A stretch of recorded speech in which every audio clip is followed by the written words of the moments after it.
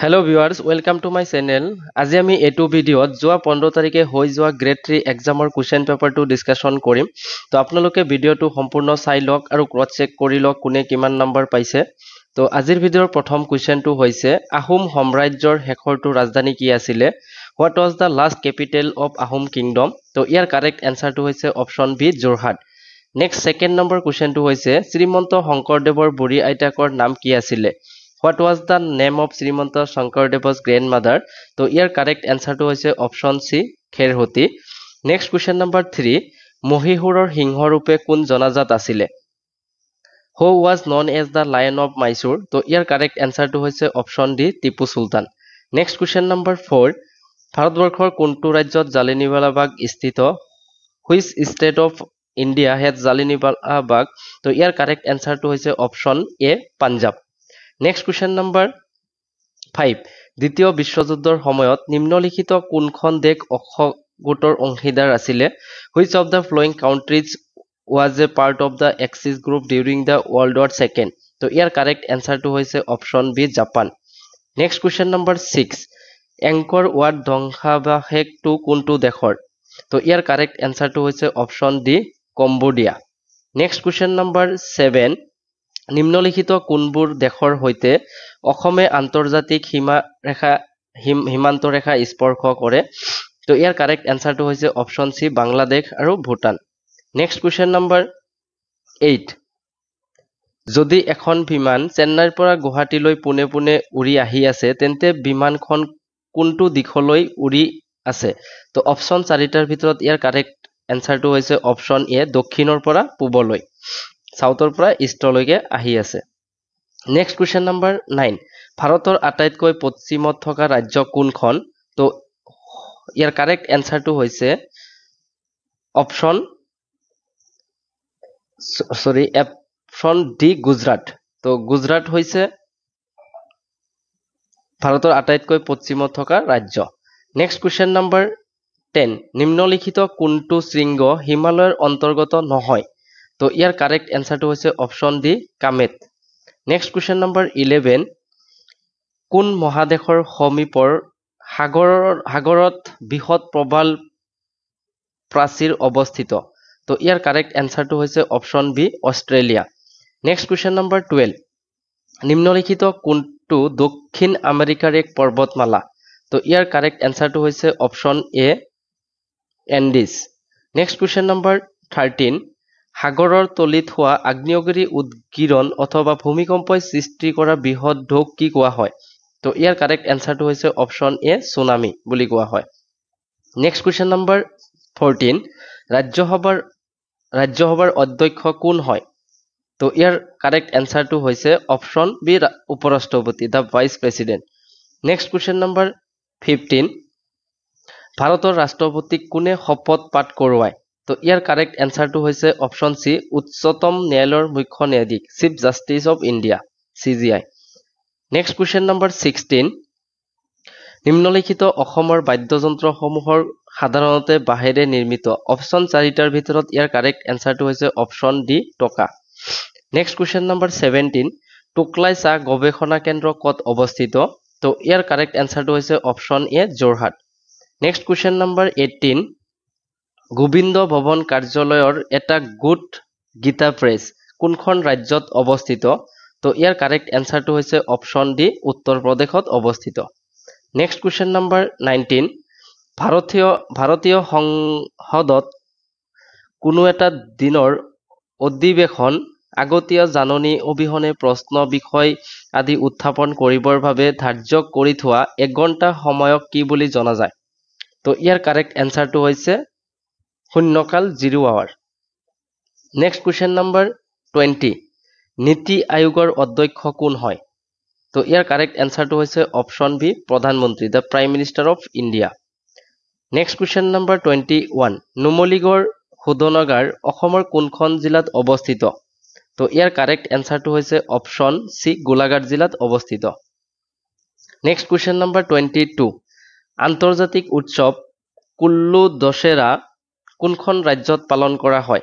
তো ইয়াৰ কাৰেক্ট অ্যান্সাৰটো হৈছে option A Himachal Pradesh. Next question number 23. Bering প্ৰণালীয়ে কোন দুটা ভূখণ্ডক পৃথক কৰে তো ইয়াৰ কাৰেক্ট এনসাৰটো হৈছে অপচন বি মাৰ্কিন যুক্তৰাষ্ট্ৰ আৰু ৰাছিয়া আমেৰিকা যুক্তৰাষ্ট্ৰ আৰু Russia next question number 24 Shankuraj কোঁৱৰে গোৱা আলোকানন্দা গীতটিৰ গীতিকাৰ কোন তো ইয়াৰ কাৰেক্ট এনসাৰটো হৈছে অপচন ডি মৈত্ৰী পাটৰ নেক্সট কুৱেশ্যন নম্বৰ 25 অপৰাধমূলক ৰোমাঞ্চকৰ কাহিনী লেখক ৰঞ্জু হাজৰিকাৰ আচল নাম কি ৰঞ্জু হাজৰিকাৰ আচল নামটো সুধিছে তো ইয়াৰ কাৰেক্ট এনসাৰটো হৈছে অপচন ডি কুমুদ চন্দ্ৰ হাজৰিকা নেক্সট কুৱেশ্যন নম্বৰ 26 শান্তশিষ্ট হৃষ্টপুষ্ট মহাদুষ্ট নামৰ শিশু পুথিখন কোনে লিখিছিলে বা ৰচনা কৰিছিলে তো ইয়াৰ কাৰেক্ট এনসাৰটো হৈছে option D Arup Kumar Dutta next question number 27 Kanchipuram শাৰী কোনখন ৰাজ্যত উৎপাদন কৰা হয় তো ইয়াৰ কাৰেক্ট এনসাৰটো হৈছে অপচন বি তামিলনাডুত উৎপাদন কৰা হয় নেক্সট কুৱেশ্যন নম্বৰ 28 নিম্নলিখিত কোনগৰাকী এখন বিখ্যাত চিত্ৰকৰ আছিলে তো ইয়াৰ কাৰেক্ট এনসাৰটো হৈছে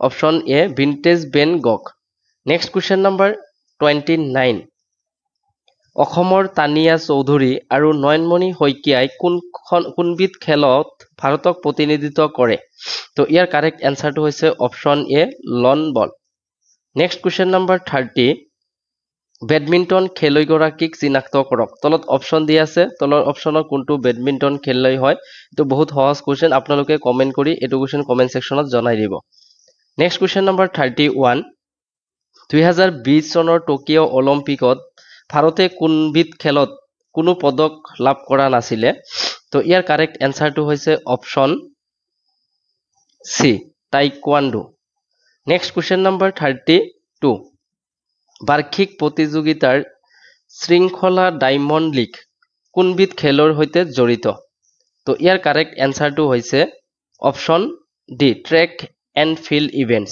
ট্ৰেক এণ্ড ফিল্ডৰ খেল নেক্সট কুৱেশ্যন নম্বৰ 33 অশুদ্ধকৈ ৰজিতা খোৱা জোৰটো চিনাক্ত কৰক তো তলত অশুদ্ধকৈ দিয়া আছে অশুদ্ধকৈ ৰজিতা খোৱা আছে তো ইয়াৰ কাৰেক্ট এনসাৰটো হৈছে option A Stephen Edberg cricket next question number 34 ৰাষ্ট্ৰীয় যুদ্ধ স্মৃতি সৌধটি ক'ত অৱস্থিত তো ইয়াৰ কাৰেক্ট এনসাৰটো হৈছে option B New Delhi Where is the National War Memorial located? Answer is New Delhi. Next question number 35. নিম্নলিখিত কোনটোৰ সৈতে অসম চৰকাৰৰ মিছন বসুন্ধৰা সম্পৰ্কিত তো ইয়াৰ কাৰেক্ট এনসাৰটো হৈছে অপচন সি ভূমি লক্ষ্য আৰু ভূমি ৰাজহ নেক্সট কুৱেশ্যন নম্বৰ 36 নিম্নলিখিত কোনটো প্ৰতিষ্ঠান বাণিজ্যিক বাহনৰ ব্যৱসায়ৰ লগত জড়িত নহয় তো ইয়াৰ কাৰেক্ট এনসাৰটো হৈছে অপচন এ লাৰ্সেন এণ্ড টুৰ্বো নেক্সট কুৱেশ্যন নম্বৰ 37 কোন তৰল পদাৰ্থৰ pH মান 5.0 হলে সেই তৰল পদাৰ্থবিধ তলত চাৰিটা অপচন দিয়া আছে তো ইয়াৰ ভিতৰত কাৰেক্ট এনসাৰটো হৈছে অপচন ডি আলমিক প্ৰকৃতিৰ নেক্সট কুৱেশ্যন নম্বৰ 38 1 জানুৱাৰী 2024 সাপেক্ষে ভাৰতৰ উপৰাষ্ট্ৰপতি কোন আছিলে তো ইয়াৰ কাৰেক্ট এনসাৰটো হৈছে option C Jagdish Dhankhar next question number 39 নিম্নলিখিত কোনটো প্ৰথম শ্ৰেণী লিভাৰৰ অন্তৰ্গত তো ইয়াৰ কাৰেক্ট এনসাৰটো হৈছে অপচন এ কেচি নেক্সট কুৱেশ্যন নম্বৰ 40 কোন দেশৰ জাতীয় পতাকা ৰঙা পৃষ্ঠভূমিত বগা ৰঙৰ এটা ক্ৰছ চিহ্ন আছে তো ইয়াৰ কাৰেক্ট এনসাৰটো হৈছে option B Switzerland next question number 41 নিম্নলিখিত কোনটোক আটাইতকৈ পুৰণি সংকলন বুলি বিবেচনা কৰা হয় তো ইয়াৰ কাৰেক্ট এনসাৰটো হৈছে option C Rigveda next question number 42 নিম্নলিখিত কোনটো স্থান হিন্দু উপত্যকা সভ্যতাৰ অন্তৰ্গত তো ইয়াৰ কাৰেক্ট এনসাৰটো হৈছে option C Mohenjodaro next question number 43 ৱাটাৰলুলো যুদ্ধত নিম্নলিখিত কোনগৰাকী জড়িত আছিলে তো ইয়াৰ কাৰেক্ট এনসাৰটো হৈছে option A Napoleon Bonaparte next question number 44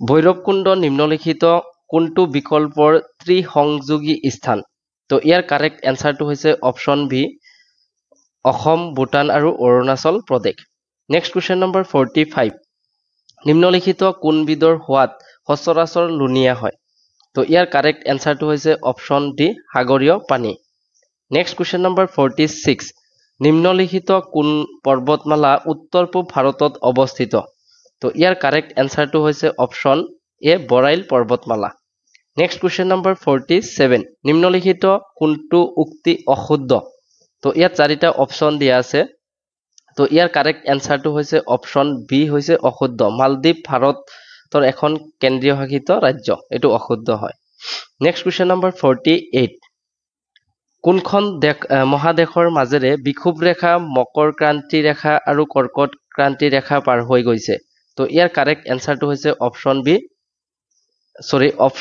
D Africa option D next question number 49 নিম্নলিখিত কোনখন আমেৰিকা যুক্তৰাষ্ট্ৰৰ এখন দ্বীপ ৰাজ্য হয় তো ইয়াৰ কাৰেক্ট এনসাৰটো হৈছে অপচন সি হাৱাই নেক্সট কুৱেশ্যন নম্বৰ 50 ভূগৰ্ভৰ গভীৰতাৰ পৰা গৰম পানী আৰু ভাস্প বিস্ফোৰণৰ জৰিয়তে নিৰ্গত হোৱা পৰিঘটনাক কি কোৱা হয় তো ইয়াৰ কাৰেক্ট এনসাৰটো হৈছে অপচন এ উষ্ণ এটো option A is the correct answer next question number 52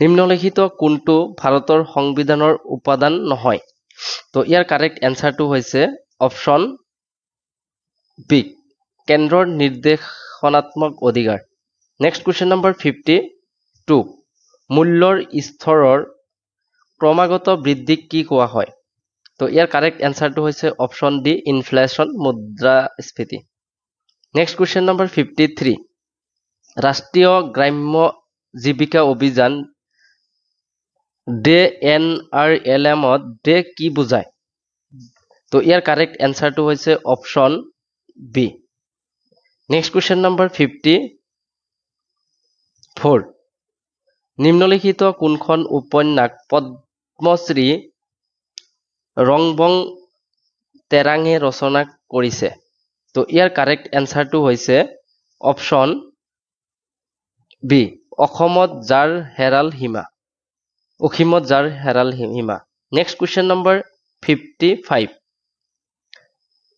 নিম্নলিখিত কোনটো ভাৰতৰ কেন্দ্ৰীয় সশস্ত্ৰ আৰক্ষী বাহিনী নহয় তলত অপচন চাৰিটা দিয়া আছে ইয়াৰ কাৰেক্ট এনসাৰটো হৈছে অপচন এ ভাৰতীয় উপকূল ৰক্ষক বাহিনী ICG এটো আমাৰ কেন্দ্ৰীয় সশস্ত্ৰ আৰক্ষী বাহিনী নহয় নেক্সট কুৱেশ্যন নম্বৰ 56 ৰূপৰ ৰাসায়নিক সংকেত কি হয় ৰূপৰ ৰাসায়নিক সংকেত হৈছে অপচন এ AG নেক্সট কুৱেশ্যন নম্বৰ 57 1 জানুৱাৰী 2024 সাপেক্ষে আমেৰিকাৰ যুক্তৰাষ্ট্ৰৰ ৰাষ্ট্ৰপতি কোন আছিল তো এটোৰ কাৰেক্ট এনসাৰটো হৈছে option C Joe Biden next question number 58 নিম্নলিখিত কোনটো প্ৰাণী কোষৰ শক্তিৰ ভঁৰাল ৰূপে বিবেচনা কৰা হয় তো ইয়াৰ কাৰেক্ট এনসাৰটো হৈছে option D mitochondria next question number 59 নিম্নলিখিত কোনখন দেশত সাগৰীয় উপকূল নাই তো ইয়াৰ কাৰেক্ট এনসাৰটো হৈছে অপচন বি আফগানিস্তানত সাগৰীয় উপকূল নাই নেক্সট কুৱেশ্যন নম্বৰ 60 পৃথিৱীৰ বৃহত্তম দ্বীপ গ্ৰীনলেণ্ড কোনখন দেশৰ অংশ হয় তো ইয়াৰ কাৰেক্ট এনসাৰটো হৈছে অপচন এ ডেনমাৰ্ক তো ভিডিওটো চোৱাৰ কাৰণে ধন্যবাদ আৰু কোনে কিমান নম্বৰ পাইছে কমেন্ট সেকশনত কমেন্ট কৰি জনাব তো thank you for watching this video